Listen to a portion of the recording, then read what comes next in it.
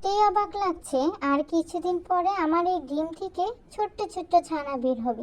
কি যে খুশি লাগছে বলে বোঝাতে পারবো না।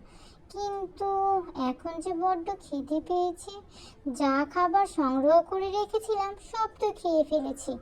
এখন না খেলে তো ক্ষুধায় মনে হচ্ছে মারা যাব। তো কি করব একদমই বুঝতে পারছি না। ডিমগুলো এভাবে রেখে যাব যদি কেউ খেয়ে ফেলে, কিন্তু এদিকে তো ক্ষুধায় খুব খারাপ অবস্থা, না খেলে তো মারা যাব। না, যাই তাড়াতাড়ি করে যেয়ে কিছু খাবার নিয়ে আসি।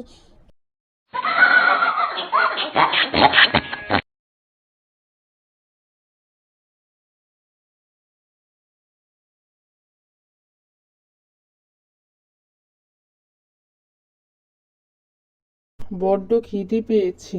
এত খিদে পেয়েছে পেটের মধ্যে ইঁদুর দৌড়াদৌড়ি করছে। কিন্তু কি করব, শান্তি মতো যে একটা শিকার করে খাবো তাও পারি না। এই দুষ্ট পাজি ঈগলটা প্রতিবার আমার খাবারের থেকে ভাগ বসায়, সেজন্য তো শান্তি মতো খেতেই পারি না। এত খিদে পেয়েছে যে খিদের জন্য হাঁটতে পর্যন্ত পারছি না, বড্ড খারাপ লাগছে যে।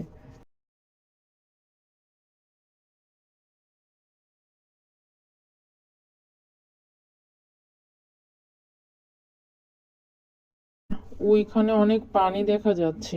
আজকে মনে হয় এই পানি খেয়ে দিনটা পার করতে হবে। একটাও তো শিকার দেখতে পাচ্ছি না আশেপাশে কোথাও। দূরে জানিস কি দেখা যাচ্ছে? সাদা সাদা ডিম নাকি? মনে হয় কোনো পাখির ডিম হবে। না না, দেরি করা যাবে না, পাখির মা আসার আগেই ডিমগুলো খেয়ে ফেলতে হবে আমার।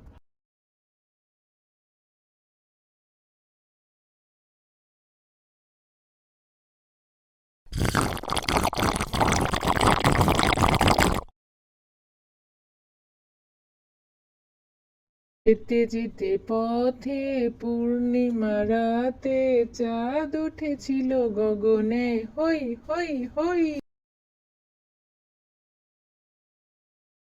কি সর্বনাশ হলো, আমার ডিম কে খেয়ে ফেললো? একটা ডিমও তো দেখতে পাচ্ছি না। এই তো মাত্র কিছুক্ষণের জন্য গেলাম খাবার খাওয়ার জন্য, কোনো রকম খেয়ে না খেয়ে চলে আসলাম, কিন্তু আমার ডিমগুলো কে নিয়ে গেল? আমার এত কষ্ট, এত স্বপ্ন সব তো ভেঙে গেল। কত স্বপ্ন ছিল আমি মা হব, আমার ছানাগুলো ফুটে আর কিছুদিন পরে বাচ্চা বের হতো, কিন্তু সব স্বপ্নই তো এক নিমিষে ভেঙে চুরমার হয়ে গেল। কেন আমার এত বড় সর্বনাশ করলো? কে করলো? আমি কার ক্ষতি করেছিলাম? কি করেছে কাজটা মোটেও ঠিক করেনি।